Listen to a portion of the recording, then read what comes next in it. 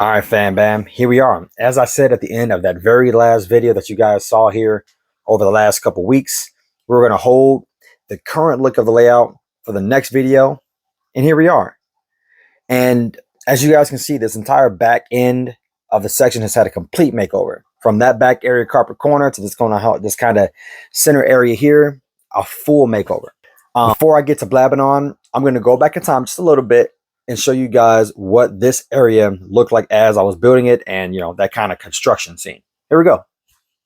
All right, fam, so as you guys can see, I had to start back here first with yanking out this mess of a mountain that I tried to put in back here in carpet corner.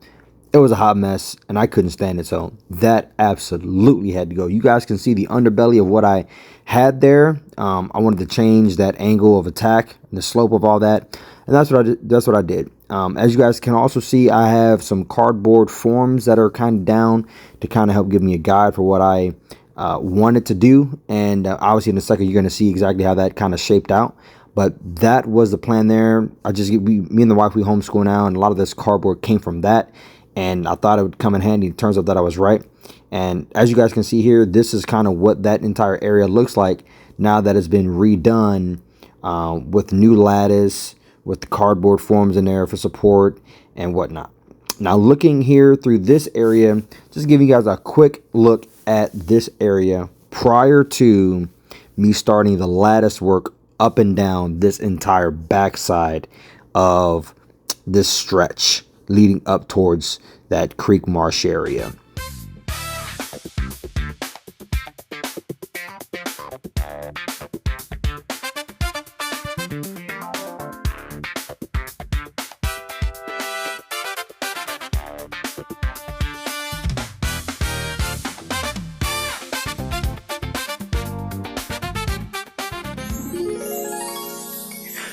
All right, so as you guys have seen how this kind of all went together in clip fashion, I didn't record it. Very standard style of forming of structures and some scenery and whatnot. And this is what this corner used to look like. And this is what this corner looks like now. I've completely redone this back end, completely redone all the approach work with the paper and the lattice, whatnot, the sides of the structure. We can call it a mountain, but it's really just, I don't want to call it a mountain necessarily, but the side of the structure. It's not a building, just landforms or whatnot. Maybe that's what I should call it, landforms. I've redone all of it, and then obviously it kind of moves its way up and forms a pretty decent sized mountain. Of course, you're probably wondering why this big hole is here in the middle. The big hole is a manhole cover, or a manhole. This spot where I can get down into the layout or come up in the middle of the layout to do work. In this area, that was a main access point for doing a lot of the work that you see through here. Because in order to get a lot of that back work done back in there, and a lot of this work done even up here on the front end, I had no choice but to kind of stand back there, because reaching over and in that area was practically impossible. It would have been practically, it would have been not possible at all to do much of that work, obviously, if this whole back end of the layout was one solid piece. I'd have to be standing on a bunch of stuff and, wouldn't have been really, really feasible. So at some point, I want to try to figure out how to enclose this area. I need to figure out some form of fashion of how to get this to be covered. I was thinking about making this some sort of like pond. but I don't think a pond would look right right there. I think it may look better. I know this, it might be throwing you off with this piece kind of flared up. It won't obviously stay up, but you guys can see the kind of the bit. It's just unfinished under here. So at some point, I mean, this will come, that'll come down and it'll kind of just be a straight look. But I don't know. I think I'm going to try to figure out a way to have like a pop up. It'll be very basic scenery right there, or maybe 30 heavy scenery right there. I'm not sure yet.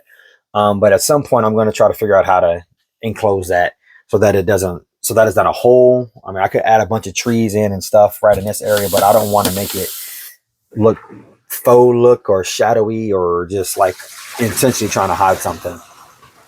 Of course, my sump pump goes off in the middle of the video. If you do hear some water trickling, that's just the sump pump or the water basin for the sump pump. No one's actually taking a leak. Anyhow, but yeah, I mean, like I said, I got all this work done here on the tunnels going in.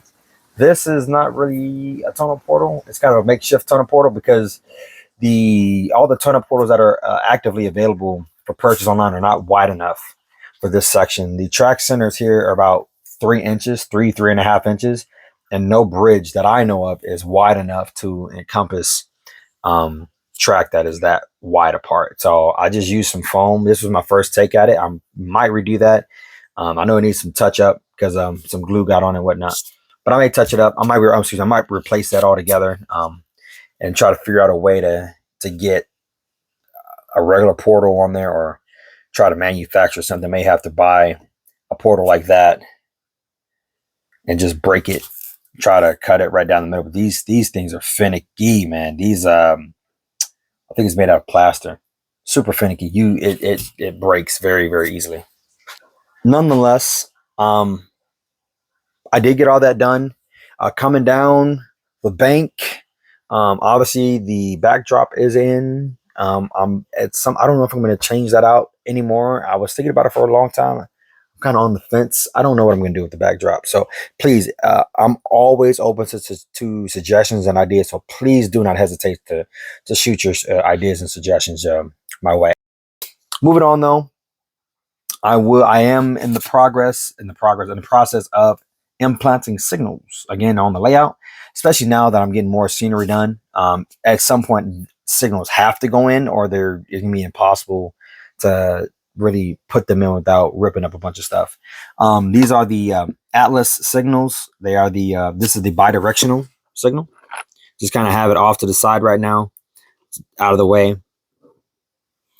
This is a lot of the wiring for it. What I did was for the wiring, long story short is, if you know the Cat5 cable, I took that Cat5 cable and I ran the Cat5 cable through the layout with the gird that comes on it, that sheathing that comes on it, through the layout, down, under, and I used the main of those wires to be my transfer pieces to get a signal of the wires, the contacts essentially, from the signal heads into this bus and then down into the layout that will then connect to my LCC network that will drive the signals.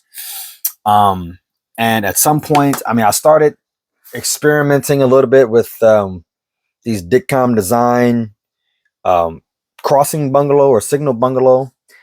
I'm gonna try it out. It may not be big enough. I might just have to put 2 bungalows here. It is prototypical to have 2 bungalows or just one giant bungalow. Some railroads just do what they want to do. But I am the idea with that is the bungalow is going to sit right next to the signal, and that's how to be. I will get the opposing one in. I have the area started. I just I'm going to rip this area up. I have the same thing set up right here. I just need to open this up and just pull up that wire. It's literally sitting right beneath the surface there. Looking this way, you guys can see that I've done more work on these tunnel portals and this kind of entrance area here. As I was saying towards the middle end of that last video, this area was going to be changing, and it did. It may not look like a lot of change to you, but a lot of things have changed. Looking over on this section here, that entire face over here has been faced. I don't know the right word. And then obviously in the center, the protrusion to kind of give some abutment style facing or a bridging to the portals have been added as well. And then obviously a lot of the top work has been redone. Of course, it doesn't look super pretty right now. Once we get that plastic cloth on, it'll soften things up. And then obviously with some scenery and some grass and some paint, you won't be able to see the rough edges as they look with that paper. But of course, paper is a first step. Don't mind the signal here. I am doing some testing. The signal is not in at all. This is actually the base for the signal that I fixed probably a few years ago at this point. I had that signal in, but I had to yank it out because I mean, I did a ton of work in this entire area. And so I definitely didn't want this signal in. And right now, of course, you see it does have a little bit of a lean to it. That's not going to be, again, and right now it's just floating. I'm just kind of testing out because obviously, as you guys can see, there's a tunnel. There's a tunnel right here that leads into this control point through here. And so the idea is I wanted to do some testing to see, could I get the track to a point where I could have my signal still be visible at track height level through the tunnel. So obviously for trains approaching, they could see the signal and be able to get by.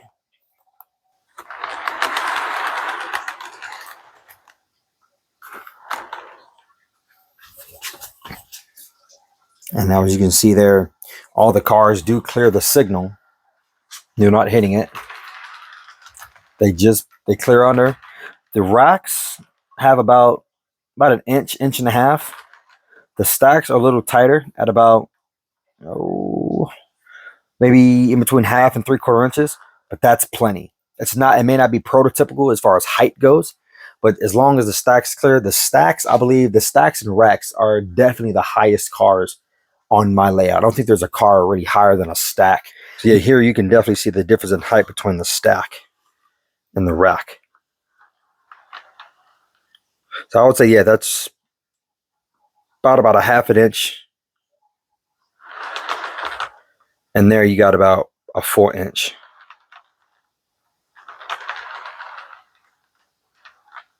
The main idea is obviously that the track will sit, or the bridge, the signal will sit low enough that it will be able to be seen through the portal.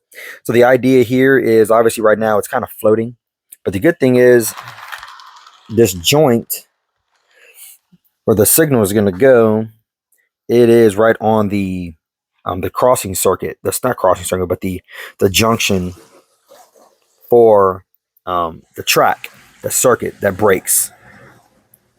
So it is actually at the more perfect spot right there. I don't think I took it into account when I designed this area for it to fall right there. I actually think that I did because this area initially was supposed to be regular crossovers, not a double. This area is supposed to be a regular set of crossovers, not a double crossover. And I went with the double crossover to save a little bit more space. So what I'm going to end up doing is obviously right now it's kind of floating in this kind of gap area. What I'm going to do is I'm going to get some cardboard in the same manner as you guys saw how I did a lot of this stuff. And I'll show you guys some more of that here in a second. But I'll get some more of that cardboard. I'll dig a lot of this area out, get it a little bit lower, and then I'll use that cardboard I'll get a couple layers of cardboard or some thicker ones to act as a base, and I'll mount this little doohickey here to it, and then the signal bridge will affix to that and set on top of that. And then the wires, they can come down freely right into that hole. The wires will be able to come freely right down under. Easy peasy lemon squeezy. Won't have much to do with there. So you see that, and I'll show you the signal. Right here, I'm going to go back a little bit in time and show you how I handled this entire area here. Just show you some of that.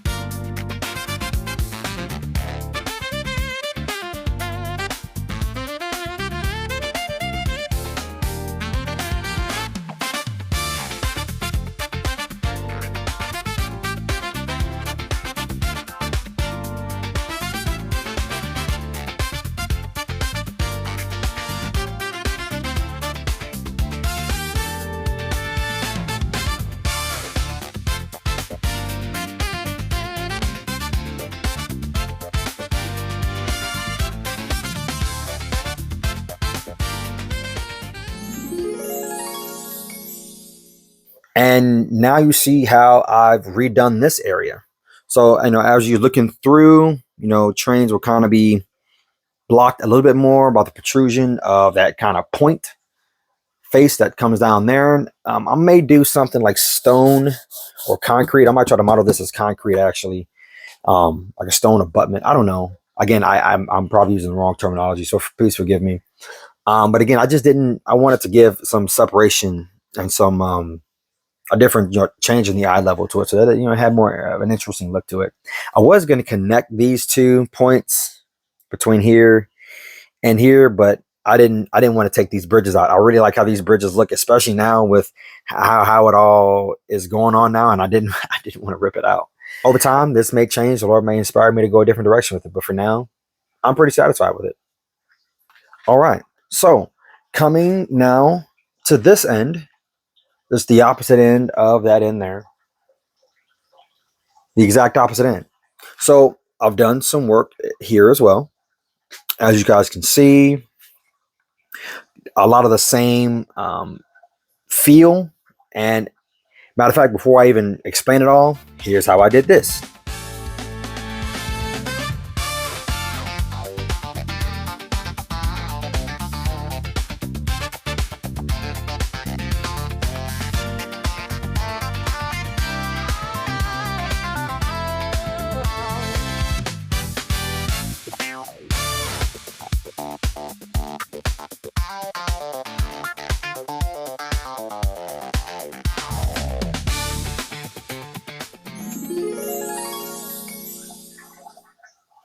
Okay, so that's how I did all that. And I've gotten even the inside of the bridge area as well, faced up, at least for now. We'll see where it goes from there. But that's how I did that.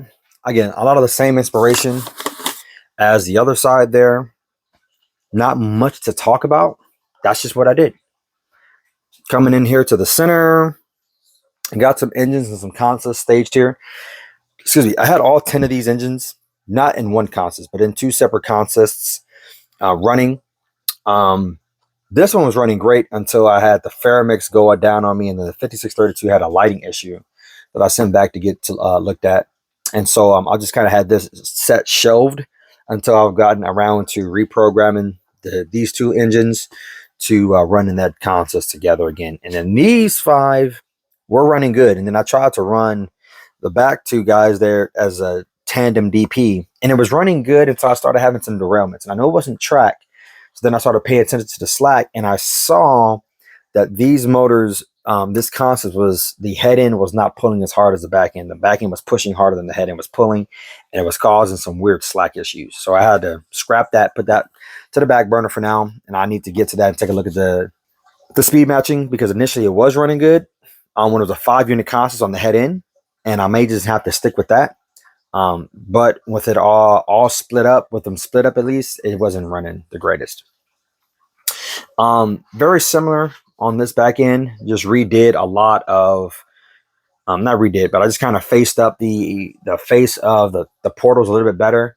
As you guys can see it, I did do it a little bit differently here, as opposed to how I did it here. I decided to kind of split them up a little bit on that side, just so that it doesn't all look uniform, like it's all the same stuff.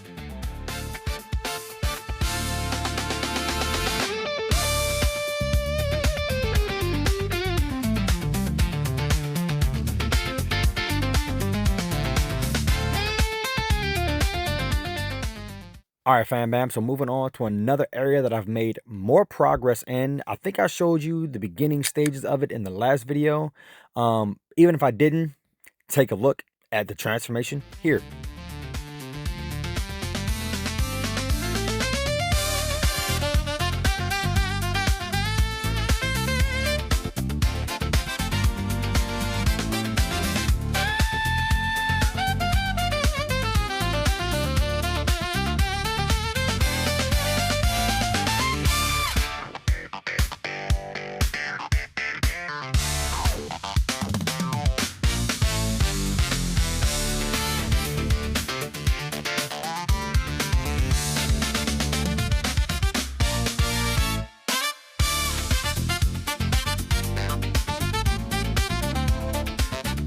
All right, fam. So even looking at this area here, moving over down towards my electrical panel, this entire section right here has had a complete reworking. I've gone in and added more mountainous style scenery with some more tunnels, individual tunnel portals, and yeah, more to come. Not completely done here. I do need to do a little bit more touch up, but I think I'm gonna wait until I'm ready to start adding that plaster cloth down just to see how that goes. And if I don't like how the plaster cloth deal goes, then I'll make some changes. Moving along, not as messy as it was last time. It's been cleaned up a little bit more. I apologize again for that. But this is this area here. Got a little ring camera here just in case I'm running trains and I do something, I don't see it, you know. Or in case the kids decide to come in here and I got to remind them that this is daddy's room, not your room. You have your tour room. This is my little piece. All right. Stay out. Anyhow, but I got more paperwork done. At some point, I am going to bring that paper out, obviously, towards the front of the layout. But it dawned on me, again, thinking more about signals, is I need to get my area in for the signals because the break for the signal is actually going to be right here. As you guys can see, that break in the rail, both right here and right here. So the signal is going to hang out right here on the backside, and it's pretty taut right now. And so I'm going to have to figure out a way to obviously push that back in a little bit and create a setup for the signal. On that same note, for the front area, I have to do the same thing because the break for the signal is going to be right here, as you guys can see. So that signal is going to set up pretty much right in this area. So, but moving on a little bit further, I'm going to redo this area right here. I didn't like how this came out. This looks weird, and I'm just not feeling it. Just kind of the same as carpet corner. Even a little further here, some of you guys might have seen some of this here in a previous video when I got to doing some work back here. And I apologize, you're not going to see all of it fully because I have this DP train that's blocking you in or blocking you off a little bit. But this area, again, is kind of similar to some of the other areas on layout. The difference is the setup that I have for it. You have a vertical face onto a horizontal face, and another vertical onto the horizontal. So the idea here is that those vertical faces will be rock faces, and then the horizontal flats will be some terrain and some scenery, whatnot, maybe a spot for rail fanning. I might add like a fake ladder, but a ladder for there where kids would climb up here and hang out and watch trains, whatever have you, across the subdivision. I don't know. We'll see. It'll be something going on here. I just didn't want it to be a regular little simple hillside. I wanted it to be something a little more that had some more pizzazz. Looking down the rest of the layout, not much else to see. We got a TV that was on a heavy sale for Black Friday, and we scooped that puppy up, and these were some of the giant pieces of cardboard that came in, and so I decided to use that and keep that as a kind of a makeshift extra backdrop for the layout. So there was pieces there, and as far as this side of the layout goes, not much else has changed. Okay, fam, so the very last thing I need to show you guys is Bandini. Bandini, because this is Bandini diesel servicing facility. Not much has changed as far as Bandini goes, other than the fact that it's grown a little bit more. I've picked up several new engines since I think I did my last engine roundup. I don't even remember the last time I did that, but of course I picked up the Sonic bonnet. I picked up the J. A lot of things you guys will have seen on Instagram. And I think there's a couple other ones I picked up as well. I think the 5822 there is a new engine. Yes, that is a new engine because I think that's an ES44 AC. And only I think that is because of the radiator grills up top there. This one is also a new engine. This is one of those hypotypical engines from Scale Trains. DCC ready, I bought it and I just dropped in a local pilot decoder in that one. Nothing fancy. I want obviously to have sound in it, but you know, and a lot of things have gotten more expensive. Oh, this is also a newer engine as well. A beauty. If you guys haven't seen that video, you gotta check out that video. I'll try to drop a card for that. You gotta take a look at that thing. Beautiful engine, tandem pair here. But looking back over here towards Bandini, what I needed to show you is obviously I've redone this entire back section. I've taken out the stone foam wall concoction if you will, and I've essentially put in another mountain. Another hidden portion of the railroad is very similarly as I did in Carpet Corner. And I was kind of mentioning this, and I think the one of the last update videos, not the last one I know for sure, but I think it was the one before that, that was the major changes or massive changes video. I think it was that one that I was thinking about yanking all this out and just affixing some masonite. And what I did was, it's not masonite. This is that like pegboard type deal. I bought it because I was going to, make a peg deal and hang it over here on my workbench for train activities and whatnot. But I decided it wasn't going to work out with that wall right there. I didn't want to put holes in it and try to make that thing work. So I just decided to use that for other projects like this. And that's pretty much what I did. So again, not much to see. Just another mountain. I didn't record this one. It's very similar setup as the other sides with the lattice and the paper, all the same type of stuff. And we talked about the scenery for the trees, entrance to the mountain on that side. At some point, I think I am going to cut off that that pegboard that's protruding because it doesn't look right. And if I do decide to keep it, I'll try to make that into the backdrop, because at some point this white insulation, I think, is coming out. Last I had a chat with some people, completely railroad not related, but that's where I am with this. Okay, family, and that's that. I appreciate you guys for stopping by to take a look at this two-part layout update video that's taken me just about 2 years to get to you guys. I appreciate you guys for watching. Let me know what you guys think about my current setup. If there's any changes that I can make to make things look a little bit better, I'm always open to suggestions, family. This is one big community, and I love you guys, man. I hope you guys do enjoy this. Of course, like I said, if you haven't already, please like, comment, subscribe. Please share with your friends and family. And let's try to grow this community of model railroading, the greatest hobby of all time. You know. If you haven't already, go ahead on over to my Instagram page over there, FlashJonesTrains, and let me know what you think. There'll be more content over there, more information, more sneak peeks, and, just more communication overall. But until next time, be blessed, stay safe, be safe, God bless, and of course, keep it on the rails. All right, I'll catch you later. Peace.